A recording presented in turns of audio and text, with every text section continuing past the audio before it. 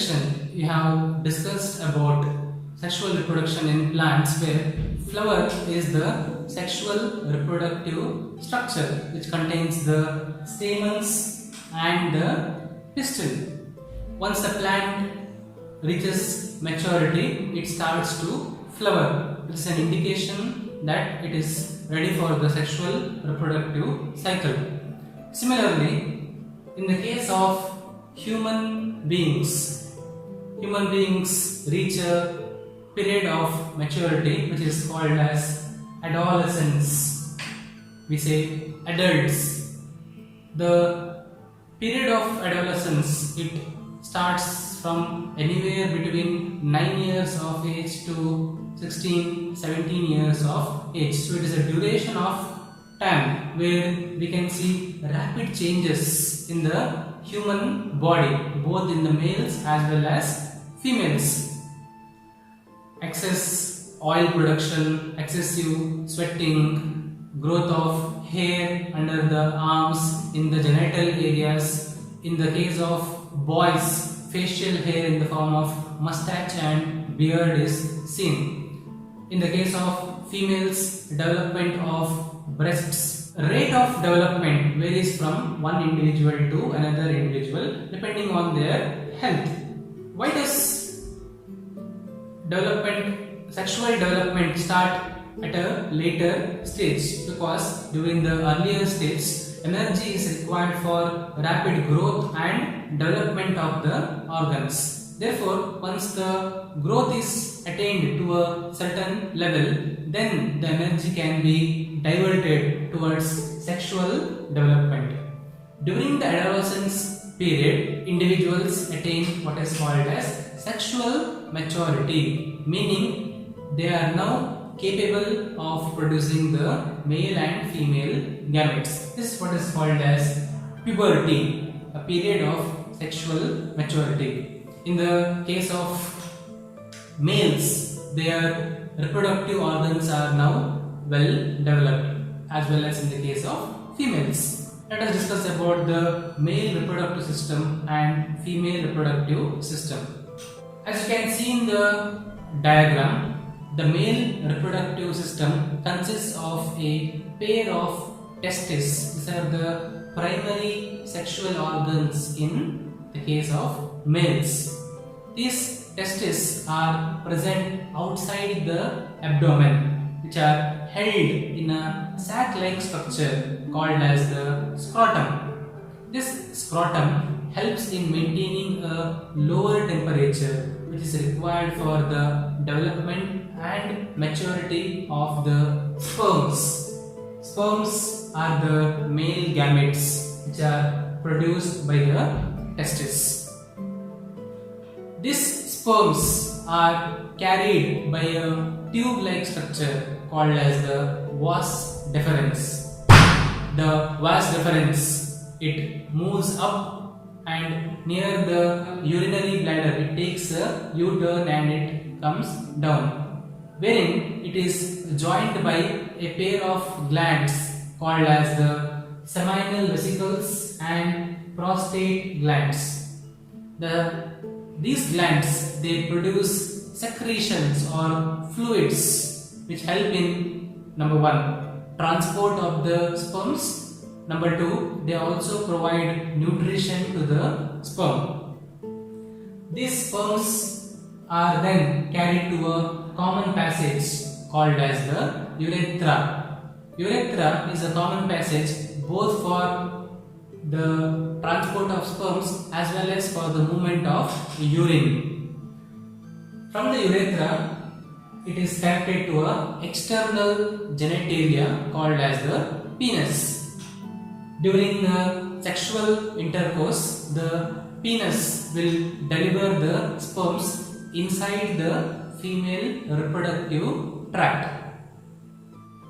Other than the production of the male gametes, the testis also produces the male hormones called as testosterone, which is responsible for development of secondary sexual characters such as development of facial hair, musculature, broadening of shoulders, etc.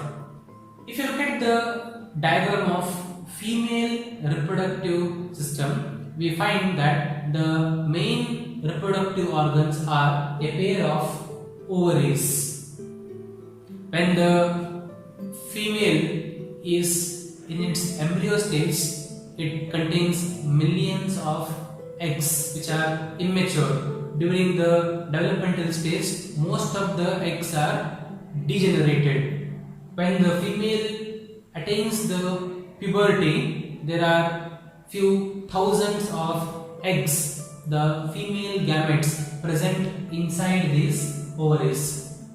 Every month, one of the ovary releases one egg. This event is what is called as menstruation, which is also the mark of onset of puberty. The first menstruation is called as menarche. The last menstruation is called as menopause. So the function of ovary is to produce the female gamete, that is the ovum. Other than that, ovaries also produce certain other hormones such as estrogens, which are helpful for development of secondary sexual characters in females. The ovaries are connected by a tube-like structure called as the oviduct or fallopian tube. It is in the fallopian tube the egg released by the ovary is held. Not only that, the fallopian tube is the site of fertilization. It is in the fallopian tube the sperm fertilizes the egg in an event called as fertilization. The fallopian tube will come down into a elastic structure called as the uterus. Uterus plays very important role in the menstrual cycle of females. Not only that, it is in the uterus where the embryo comes and implants to the wall of the uterus. This embryo then undergoes all the growth and development. The entire development of the embryo or the fetus, it is taking place in the uterus. Not only that, uterus is responsible for delivery of the baby. The uterus muscles will undergo contraction and relaxation, thus expelling the baby out. The uterus is then continued into a small narrow opening called as the cervix, which opens into the external genitalia called as the vagina.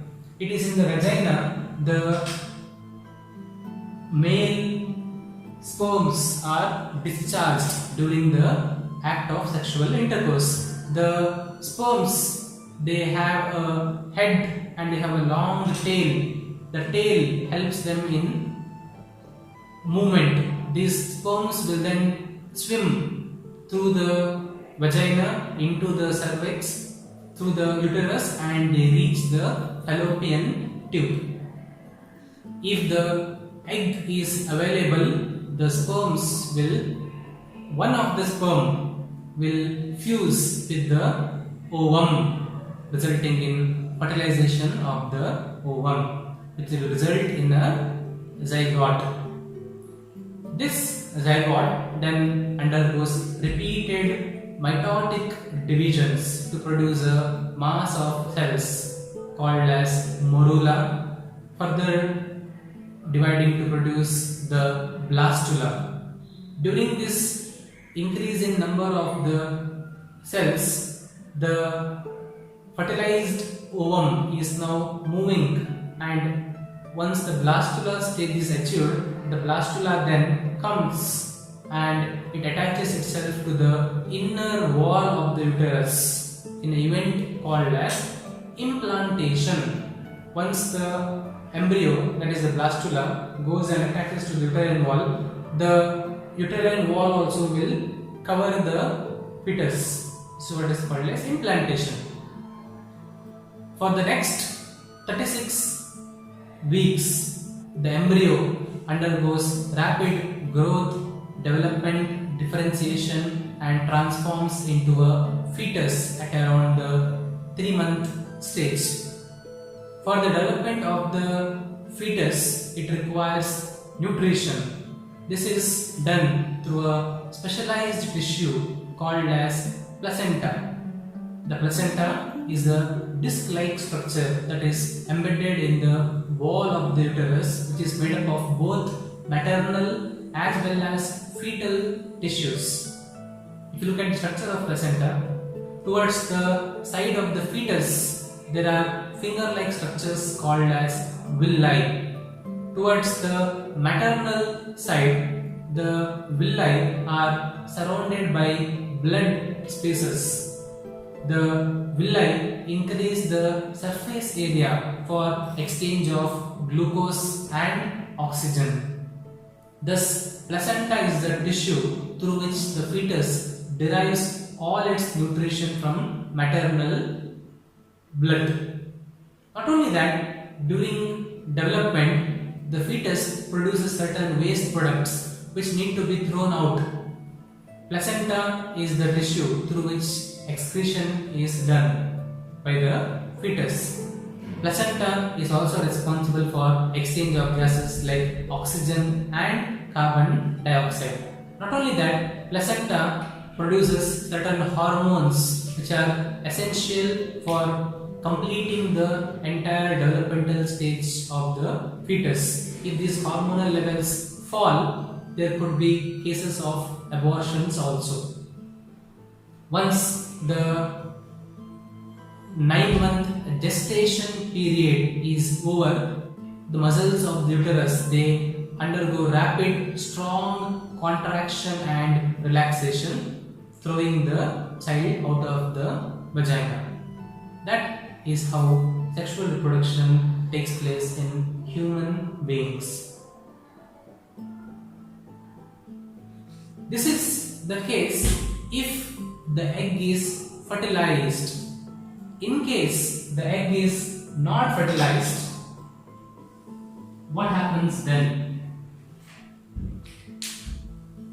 If the egg is not fertilized by the sperm, after 24 hours, the egg is discarded. 2 weeks after the release of egg, the uterine wall, it will shed the blood vessels. These blood vessels are discarded out of the vagina in the form of bleeding. Not only that, the walls of the uterus will become thin. This is what is called as menstruation. Once the menstrual flow is stopped, it will begin the next menstrual cycle. So, absence of menstrual flow could be an indication of pregnancy in a female. Now, the final result of reproduction, as you know, is increase in the number of individuals in the population. Therefore, uncontrolled sexual reproduction will result in increase in population. Increase in population causes social, economic problems in the society. Therefore, there needs to be some measures or checks in place to control population explosion. Not only that, the act of sexual intercourse itself, it includes two human beings, which always poses a risk for the spread of sexually transmitted diseases. These are diseases spread from one person to another during the act of sexual intercourse. STDs are caused by bacteria, virus, as well as protozoa. Bacteria causes STDs such as gonorrhea, syphilis. Virus causes HIV, AIDS, genital warts.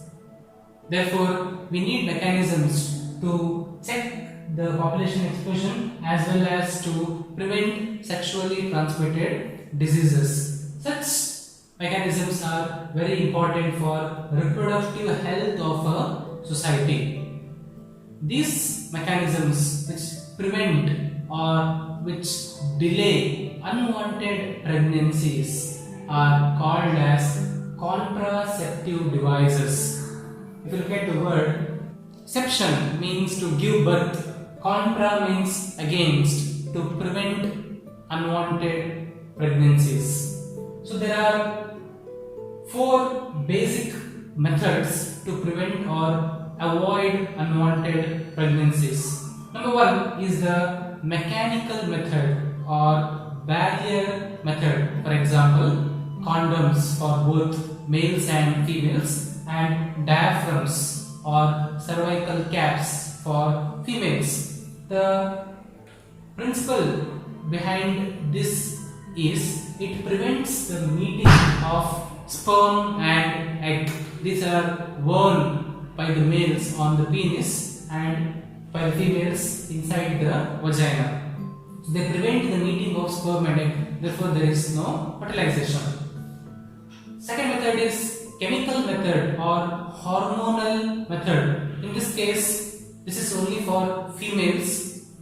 They use certain pills called as oral pills. These oral pills usually contain a combination of estrogen or estrogen plus progesterone combination. This causes a hormonal imbalance in the body, therefore it prevents either ovulation or it prevents fertilization.